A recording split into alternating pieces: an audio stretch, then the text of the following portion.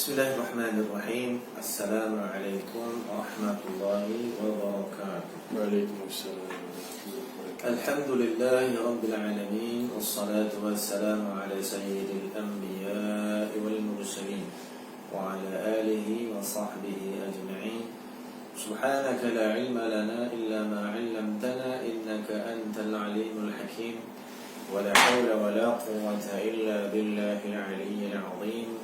Rabbi yassir wa la tu'assir, Rabbi tammim bil khair, amma ba'd. Alhamdulillah, bersyukur kepada Allah Subhanahu wa taala kerana diberikan nikmat iman dan Islam. Mudah-mudahan kita diberikan kebahagiaan dunia dan akhirat insya-Allah. Dan insya-Allah kita menyambung perbahasan hadis ataupun hadis yang kita baca sebelum ni. Cuma kita baca dengan makna tapi belum ada dibahaskan. InsyaAllah kita menyambung bacaan hadis dan pembahasan. Qala al-muallif rahimahullahu ta'ala wa nafa'ana wal muslimina bi'ulumihi bid-darain amin. An Mu'adz bin Jabal radhiyallahu ta'ala anhu qala qala Rasulullah sallallahu alaihi wasallam ta'allama al-'ilma fa inna ta'allumahu lillahi khashya' وطلبه عباده ومذاكرته تسبيح والبحث عنه جهاد وتعليمه لمن لا يعلمه صدقة وبذله لأهله قربة لأنه معالم الحلال والحرام ومنار سبل أهل الجنة وهو الأنيس في الوحشة والصاحب في الغربة والمحدث في الخلوة والدليل على أسعل السراء والضراء والسلاح على الأعداء والزين عند الأخلاء يرفع الله به أقواما فيجعلهم في الخير قادة قائمة تقتص آثارهم ويقتدى بانفعالهم وينتهى إلى رأيهم ترغب الملائكة في خلتهم وبأجنحتها تمسحهم ويستغفر لهم كل رطب ويابس وحيتان البحر هوامه وسباع البر وأنعامه لأن العلم حياة القلوب من الجهل ومصابيح الأبصار من الظلام يبلغ العبد بالعلم منازل الأخيار والدرجات العلى في الدنيا والآخرة والتفكر فيه يعدل الصيام ومدارسته تعدل القيام به توصل الأرحام وبه يعرف الحلال من الحرام وهو إمام العمل والعمل تابعه يلهمه السعداء ويحرمه الأشقياء رواه الإمام ابن عبد البر رحمه الله تعالى. Daripada Mu'adz bin Jabal radhiyallahu ta'ala anhu katanya Rasulullah sallallahu alaihi wasallam bersabda, pelajarilah ilmu agama itu sesungguhnya mempelajarinya kerana Allah mendatangkan rasa takut kepadanya. Dia rasa takut pada Allah Ta'ala ni bukan rasa yang kita boleh buat-buat. Rasa tu datang setelah didasarkan dengan ilmu yang kita pelajari. Ya, dengan ilmu tu kita boleh mengenal, kita boleh tahu jalan macam mana yang betul, yang hak, jalan macam mana yang batil. Jalan tu ada dua. Wahdainahu najdain, kata Allah. Allah bagi kita ni dua jalan. Ada manusia yang mencari agama, mencari kebenaran, tapi jalan ni tak betul. Pasal apa? Dia bukan dengan jalan ilmu. Ilmu ni ada guru, ada mursyid. Tapi kalau hari ni setakat ambil kira YouTube, Google tidak memadai. Bolehlah jadi bahan-bahan tambahan, sampingan, tak ada masalah. Mana-mana elok YouTube ke apa-apa tetap elok, tapi tidak memadai. Keberkatan ilmu itu datang daripada kita pelajari daripada guru-guru mursyid. Nak tahu guru mursyid macam mana? Kita tengok guru tu, kita tengok pula guru pada guru kita. Kita guru pada guru tu pula. Itu mana bagus-bagus semua tengok. Itu bolehlah kita belajar dengan dia. Sebab tu bagusnya kalau kita dapat ilmu secara bersanad. Kita tahu guru kepada guru itu cara kita belajar. Dan sekarang sistem tu dah semakin lama semakin luput. Tidak dipertahankan. Institusi pondok yang banyak mempertahankan sistem pengajian bersanad ini. Jadi benda rasa takut pada Allah Ta'ala, khasyah itu satu benda yang Allah Ta'ala letak pada hati kita, yang Allah kehendaki letak hati kita, dan dia berdasar kepada asasnya ilmu. Sebab kita sembahyang dapat khusyuk, sedangkan perbuatan kita tidak sempurna dengan solatnya. Sedangkan Nabi SAW menyebut sallu kama ra'aitumuni usalli. Sembahyanglah kamu seperti mana kamu lihat aku sembahyang. Lihat tu bondo pekah. Bondo yang kita kena belajar kek tangan semana walaupun sunat. Perhatikan supaya kita dapat kesempurnaan. Rukuk macam mana, apalagi dia ada rukun. Sujud macam mana, berdiri macam mana. Kalau tak terayun dan tak mampu, yang kita kena buat. Ilmu solat ini banyak, luas. Banyak bodoh yang kita tak tahu lagi. Ada orang semayang semudah-mudah dia pakai kerusi. Padahal kan lepas dia semayang asal kan jumpa kat pasar malam. Tangan kanan jenjeng limau, tangan kiri jenjengkan telapia. Tiba-tiba boy masjid di surau, duduk atas kerusi tu boy. Semayang tak mahu, tak sah. Kau bandai-bandai kata tak sah ni. Allah yang menentukan yo tidak akan kau dah. Mudah ni kan. Kita mengukur apa yang yang telah diatur oleh syarak. Syarak tu siapa? Syarak tu Allah dan Rasul lah. Kan? Quran ni daripada Allah dia datang secara ijmali, secara umum aja. Tetapi diperhalusi, diurai lagi, didetailkan melalui hadis-hadis Nabi SAW secara tafsili, secara pendetailan. Jadi kita nak kena belajar. Bukan main kata tasawuf ini ada. Itu tasawuf yang salah. Tasawuf yang benar bukan macam tu. Tasawuf yang benar dia jalan sekali ya, dengan pekah, dengan tasawuf, dengan tauhid. Dia jalan sekali semua. Yang kita belajar pekah jangan dilihat rendah ya. Semua tu ilmu leko datang daripada Allah dan Rasul ya. Ibadah leko. Sebab itu benda-benda yang sosial ni kadang-kadang kita tak perasan. Yang kita bawa tu sosial. Cuma syaitan tepuk tangan je lah. Sebab kita tak belajar, tak mahu belajar. Apalagi kadang-kadang kita rasa guru yang polik-polik ni. Dia suka cek guru yang polik-polik. Sekarang ni ada Jabatan Mufti di Sembilan ni banyak keluarkan golongan yang tak kono, tak waktu, yang sosial baik. Kadang-kadang golongan ni orang benar dia bisa gini. Yang elok-elok ada masjid surau ni tu tak betul, ni tak betul. Padahal kitab tu ni kitab ni, pengarang ni, ayat Quran ni, hadis ni, terang dia dah. Tapi jadi polik lah.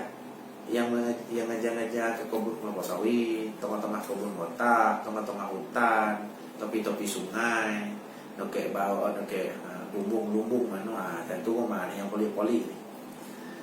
Bukan kita kata polik tu semua tak elok. Ada tak yang tak elok Tapi rumah mana sih yang boleh polik? Boleh kan? Dulu ada apa nama yang kerajaan langit tu siapa nama tu? Tu polik tu Muhammad bin ayat bin ramai betul yang bertahan dengan tu. Yang tak betul lah sama macam dia. Itu tak nak cerita lebih-lebih tu sebab orang pun dah tak ada. Cuma kita kalau hati-hati nak belajar betul-betul cari tu guru yang pakai kitab lah. Cari tu guru yang ajar pakai kitab kan. Ada lah pimpinan boleh kita tengok apa cerita boleh kita tengok apa dalil tu kita tahu sama-sama betul ajar ni. Cukup lah. Sekarang dah akhir-akhir zaman ni banyak bodoh-bodoh yang boleh menyelewengkan akidah kita. Perlu hati-hati kan. Sebab ada satu kajian dikatakan penduduk dunia agama yang paling banyak pengikut penganut Kristian katanya. Wallahu alam jauh mana kebenaran Tapi yang ada juga kajian yang kata Islam. Sebab yang Kristian tu ramai dah convert Islam yang paling copek agama paling copek berkembang kata dia Islam. Tak kisahlah. Nombor 2 Islam orang Islam makin berkembang. Dia adalah berapa bilion kan.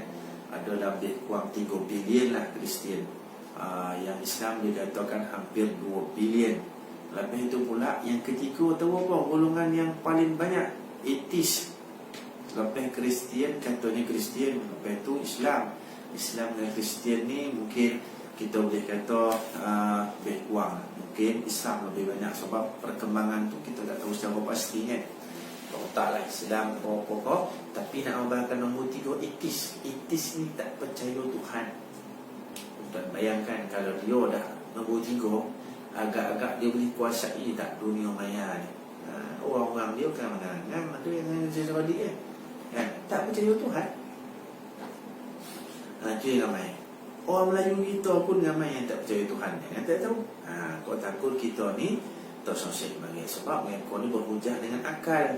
Bila berhujah dengan akal, kono pula dengan kepala otak kita. Kono pula selama ni rasul Islam ni tu tak kono ni nyusahkan tu nyusahkan ke sebab tak kono ke tokak kau. Sebab tokak kau tu ikut hawa nafsu. Jadi dia ikut saluran lain. Dia cari dia tengok dekat Google jumpa dia kono dengan tokak. Ikut. Tu yang bahaya. Tu yang bahaya. Jago-jago. Sebab tu mempelajari ilmu, berkitab, berguru, natijah ujungnya Nabi Qobal hadis ni khasyah, dapat capai takut kepada Allah Ta'ala. Bila dah dapat capai takut kepada Allah Ta'ala, itulah kebenaran. Itulah kita dapat mengenal Allah Subhanahu Wa Ta'ala. Pasal apa? Takut pada Allah tidak sama dengan takut kita kepada makhluk. Takut pada makhluk, kita akan jadi sebab pada kita jauhi dia. Lagi bertambah takut, lagi kita nak jauh dari dia. Tapi takut pada Allah berbeza. Lagi bertambah takut kita, makin dekat kita dengan Allah. Lagi bertambah takut kita, makin kita nak Allah itu dekat dengan kita dan kita dekat dengan Allah. Baik, kesusahan menuntutnya wa talabahu ibadah. Menuntut ilmu itu sendiri dengan bersusah-susah adalah satu bentuk ibadah. Bahkan diperumpamakan oleh Nabi sallallahu alaihi wasallam, tidurnya orang alim itu lebih baik daripada semayangnya orang abid. Abid untuk ibadah, tidur lebih baik. Bukan suruh tidur, tidak. Nak menggambarkan perbandingan orang ada ilmu dengan tidak. Maka menuntut ilmu itu satu ibadah luar biasa. Satu hadis Nabi sallallahu alaihi wasallam, afdalul ibadati al-fiqhu. Afdal ibadah adalah menuntut ilmu. Ada sebagian ulama mengatakan menuntut ilmu lebih fardu daripada solat 5 waktu. Dia lebih rapan lagi. Dari sudut logik, macam mana mungkin untuk kita melaksanakan solat fardu yang 5 waktu itu kalau tidak dengan kita menuntut ilmu tentang solat itu sendiri. Maka ilmu itu mendahului segala bentuk kefarduan. Kalau fardu haji, dengan ilmu pun tak boleh kita dapat. Kefarduan salat tak mampu kita laksanakan kalau tidak ada ilmu. Begitulah dengan ibadah-ibadah fardu yang lain ataupun juga yang sunat-sunat tak mampu kita laksanakan kalau tidak ada pengetahuan tentang. Baik. ومذاكرته تسبيح. Muzakarah tentang ilmu itu dianggap tasbih. Muzakarah ni maksudnya berbincang, mentelaah balik, melihat balik apa yang kita dah belajar. Sebab itu disebutkan oleh Imam Syekh Sayyid Muhammad bin Alawi Muhammad bin Alawi Al-Maliki Al-Hasani rahimahullahu ta'ala menyebut thabatul ilmi bil mudzakarah wa barakatuhu bil khidmah wa naf'uhu bil rasyakh. Tetapnya ilmu pada seorang itu tak hilangnya adalah dengan mudzakarah, keberkatannya dengan khidmat pada ilmu, untuk sama-sama penuntut, khidmat majlis dan sebagainya. Dan wa naf'uhu bil rasyakh, manfaat ilmu itu adalah dengan redha guru. والبحث عنه جهاد. Berbahas tentang ilmu itu adalah jihad. Menulis kitab bahas untuk mendapatkan satu ketentuan hukum, satu penjelasan dan sebagainya, itu dianggap jihad. Jihad bersungguh-sungguh. Jihad orang fisabilillah yang penghujung kalau mati dianggap syahid. Wa ta'limahu liman la ya'lamu sadaqah. Mengajarkannya kepada orang lain itu dianggap sedekah.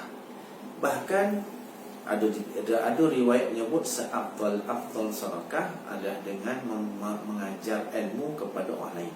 Seafdal sedekah. Wa badlahu li ahlihi qurbah. Menyerahkannya kepada ahlinya adalah satu amalan yang mendekatkan diri kepada Allah. Ahli ni makna penuntut ilmu.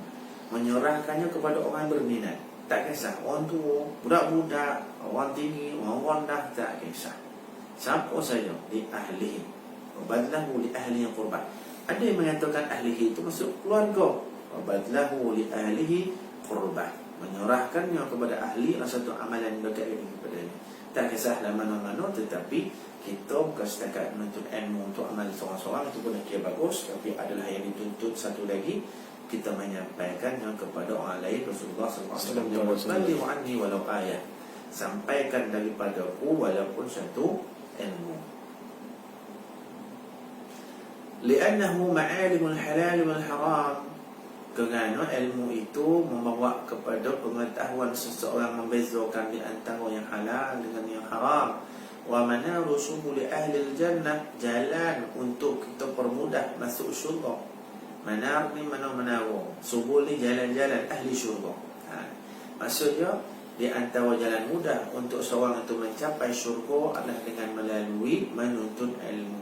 Wa wal anisu fil wahsyah, anis apa nama, kira penaman ataupun penyejuk bagi kita, ya. Wa wal anis fil wahsyah, penghibur dalam keadaan kita duka. Wasahibu fil ghurbah, teman ketika kita berseorangan. Wal muhaddits, teman ketika dalam keadaan dalam keadaan gusar. Wal muhaddits fil khalwah, teman bersembang ketika bersendirian. Wad dalilu 'ala as-sarra' wad dalilu 'ala as-sarra' wad dharra, penunjuk penyelesaian ketika kita susah dan kita dalam keadaan kesempitan. Nak jalan keluar tu macam mana? Ada ilmu. Wasilahu 'ala al-a'da, dan senjata dalam kita berdepan dengan musuh. Tak ada ilmu macam mana kita nak jawab? Ada orang kafir tanya, Ustaz, ataupun orang kafir tanya, Mat, Pak Pulan, kau orang Islam salah-salahkan kita sembah patung. Tanya, patung tu baik pada apa? Pada batu. Kau pun sembah sama ya batu tu, baik sogi tu, cuma beza dia bentuk baik sogi, kita bentuk bulan, kita bentuk ada bentuk bintang, tapi batu sama ya. Apa benda kau sembah? Kan payah nak jawab. Kalau tak ada ilmu payah kita. Jadi dengan ilmu kita boleh mendapati musuh-musuh yang sentiasa berusaha untuk mendatangkan was-was dan kesangsian dalam agama. Wazainu 'inda al-akhilla, sebagai perhiasan ketika berkawan. Kita kawan ni nak tengok kita ni bagus, bukan kita nak menunjuk, tidak, tapi kita sentiasa dituntut untuk memberikan yang terbaik.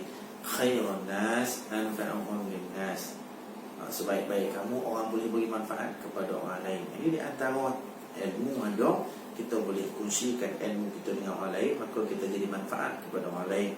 Yarfa'ullahu bihi aqwaman fayaj'aluhum fil khair qadatan qa'imah.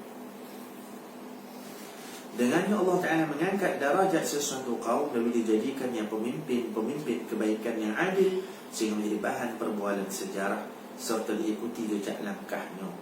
Kan? Tuqtassu atharuhum. Jadi macam Umar bin Abdul Aziz radhiyallahu anhu, ya, sejarah semua menceritakan tentang kebaikannya. Allah tinggikan darajatnya, menjadi pemimpin yang berwibawa. Pasal apa? Ada ilmu. Kalau tak, dia tak mampu jadi pemimpin, dia masih mundur lagi. Jadi pemimpin tentera, pemimpin muslimin, sehingga percaya membuka kota Konstantinopel yang sekarang ini di Istanbul ataupun Turki lah. Tuqtassu atharuhum, akan diceritakan tentang sejarah mereka, jadi ikutan tentang sejarah mereka. Wayutada bi fi'alihim, jadi ikutan perbuatan mereka. Wayuntaha ila ra'yihim, segala pandangan mereka akan dijadikan sanjungan, ya. Pandangan mereka akan sentiasa diambil kira. وَتَرْغَبُ الْمَلَائِكَةُ فِي خُلَّتِهِمْ وَبِأَجْنِحَتِهَا تَمْسَحُهُمْ. Malaikat rahmat sangat suka menemani mereka, sehingga sudi membelainya dengan sayap-sayap mereka. Itulah sebut tadi di hadis sebelum ni tentang malaikat suka dan redha terhadap semua penuntut ilmu. sama ada yang menuntut itu tuntut guru ataupun juga anak-anak murid. Tapi dalam hadis tu apa? Sama ada dua. Dan sama ada dia berlaku tak elok ataupun berbuat yang tidak berkaitan dengan ilmu. Yastaghfiru lahum kullu rabbin wa yabis. Segala yang basah dan yang kering itu memohonkan ampun bagi mereka. Pokok-pokok lah, hatta pokok yang tengah tumbuh yang kering tu, daun-daun kering mana dah mati, daun-daun yang hidup mana daun-daun hijau, yang basah mana hidup. Wa hitanul bahri wa hawamu. Serta dengan ikan-ikan yang di laut, semua ada yang boleh dimakan ataupun yang beracun, semua tu memohonkan mendoakan pengampunan bagi penuntut ilmu. Wasiba'ul barri wa an'amu, sama ada binatang buas di daratan ataupun binatang-binatang ternakan, sama mendoakan pengampunan. Hebat ni, sebab binatang itu terlalu banyak, dah dosa tidak terhitung banyak. Yang lopeh, yang jenis buas dan yang dibolo semua tu. Li'anna al-ilma hayatul qulub min al-jahl, kerana ilmu itu menghidupkan hati-hati daripada kejahilan. Wa masabihul absar min al-dhulam, dan menjadi cahaya penerang penglihatan daripada kegelapan. Ya balughul 'abdu bil ilmi manazil al-akhyar, yang seorang hamba itu dapat mencapai darajat orang-orang akhyar. Akhyar ni orang baik, orang budiman. Wa darajatil 'ula fid dunya wal akhirah, dan dikurniakan darajat yang sangat tinggi sama ada di dunia ataupun di akhirat. Dia disebut wali-wali Allah tu dapat darajat yang tinggi di dunia, akhirat pun jadi kekasih Allah. Wa tafakkuru fihi ya'dilu siyam, memikirkan, bertafakur tentang ilmu itu menyamai puasa sunat lah. Wa mudarasatuhu ta'dilu qiyam, mempelajarinya, berbincang tentangnya, muzakarah tentangnya, itu sama macam kita bangkit malam semayang. Bihi tusalul arham, dengan ilmu itulah seseorang bersilaturrahim. Wa bihi yu'raful halal min al-haram, dengan ilmu seorang itu mengetahui dan membezakan di antara yang halal dengan yang haram. Ini pun sangat penting. Tak ada ilmu macam mana kita nak bezakan halal haram, maka takut terjerumuslah seorang itu dengan perkara yang dibenci dan dimurkai oleh Allah Ta'ala berkait dengan perkara yang haram. Wa huwa imamul amal, dia adalah penghulu, imam kepada amal. Tak ada amal, tak ada ilmu, macam mana amal? Wal amalu tabi'u, amal itu mengikut ilmu, bukan sebaliknya. Maka tidak ada ilmu, tak mampu seorang itu beramal. Kalau tak ada ilmu, dia beramal juga, maka amal itu tertolak oleh Allah Ta'ala. Yulhamahu su'ada wa yuhramuhu al-ashqiya, orang-orang yang bahagia akan diberikan ilham tentang ilmu-ilmu agama. Orang yang dapat ilmu agama, itulah orang bahagia. Sama seperti mana disebut dalam hadis, may yuridillahu bi khairan faqihu fid din, barang siapa Allah berkehendak kebaikan yang banyak bagi dia, Allah bagi dia faham agama. Wa yuhramuhu al-ashqiya, maka diharamkan ilmu itu terhadap ataupun terhalang ilmu-ilmu agama itu daripada orang-orang yang dicelakakan oleh Allah Subhanahu wa ta'ala wa iyyakum. Jadi kita tak mahu termasuk daripada golongan dicelaka oleh Allah Ta'ala. Macam mana? Macam-macam cara Allah Ta'ala mengelakkan seorang itu dapat ilmu daripada Allah. Allah sibukkan dengan dunia, Allah bagi dia tidak ada kesempatan, Allah Ta'ala bagi dia tak ada minat, walaupun masa dan kesempatan tu ada. Macam-macam cara Allah menghalang seseorang untuk dapatkan ilmu agama. Dan kita kena faham, kalau itu berlaku, maka kita takut tergolong daripada mula yang sebut dalam hadis ini, orang yang ashqiya, maksudnya orang telah dicelaka oleh Allah Ta'ala. Wal-iyadhu billah. Mudah-mudahan muslimin muslimat rahmati Allah, Allah sentiasa melindungi kita daripada segala yang dibenci dan dimurkai oleh Allah Subhanahu wa Ta'ala, dengan maksudnya secara khusus tadi ini terhalang daripada menuntut ilmu agama. Baik, yang terakhir diriwayatkan daripada Abi Dzar dan Abi Hurairah radhiyallahu ta'ala anhuma, bahawasanya kedua-dua mereka berkata, sesungguhnya satu bab ilmu yang dipelajari oleh seseorang ada lebih aku sukai daripada mengerjakan salat sunat 1000 rakaat. Jangan kata 1000 rakaat, 10 rakaat kau latih gitu, boleh 1000. Maka kata Ibn Abbas dan juga Abu Dzar dan Abu Hurairah radhiyallahu anhuma, belajar satu bab ilmu itu lebih baik daripada solat sunat 1000 rakaat. Nak ubah apa? Kelebihan, kemuliaan, kehebatan daripada menuntut ilmu. Ilmu syarah lah maksudnya. Di situ. Jadi bukan makna kita belajar tak perlu solat sunat, tak perlu ya betul. Tetapi yang mendahului solat sunat itu adalah menuntut ilmu. Usahalah kita supaya kita sentiasa diberikan kesungguhan, didorongkan hati kita minat dengan hal-hal agama, ilmu-ilmu agama, majlis-majlis ilmu dengan para ulama, dan bahkan menyukai dan menyayangi para ulama jadi sebab kepada kita faham agama. Mudah-mudahan itu penyebab kepada kebahagiaan kita dunia dan akhirat. Allah Ta'ala, mudah-mudahan bermanfaat bagi kita semua. Yang baik semuanya daripada Allah, uang itu daripada kelemahan kita sendiri. InsyaAllah nanti kita sambung pasal yang kedua, pasal yang berkait dengan ayat-ayat dan hadis-hadis Rasulullah SAW yang menerangkan tentang kedudukan ulama di sisi Allah Subhanahu wa Ta'ala. Ini pun tidak kurang penting untuk kita membahaskan, kerana saban hari kita melihat ulama semakin lama semakin tak ada dicampur di Allah Ta'ala. Di samping satu bab lagi, ulama jadi bahan tomahan kepada masyarakat yang jahil. Jadi tidak termasuk dengan masyarakat yang golongan jahil ni. Usahalah kita memahami siapakah ulama yang sebenar. Quran cerita tentang mereka, hadis-hadis Nabi, maka itu akan memantapkan lagi kepada kita. Bukan setakat kita menyongkai dan menyayangi mereka, bahkan kita juga jadi orang jadi orang yang mempertahankan kemuliaan mereka, insyaAllah. Qul qawli hadza, sallallahu alaihi wa lakum, sallallahu alaihi wa sallam Muhammad wa ala alihi wa sallam. Subhanakallahumma wa bihamdika, asyhadu an la ilaha illa anta, nastaghfiruka wa natubu ilaik. Wassalamu alaikum warahmatullahi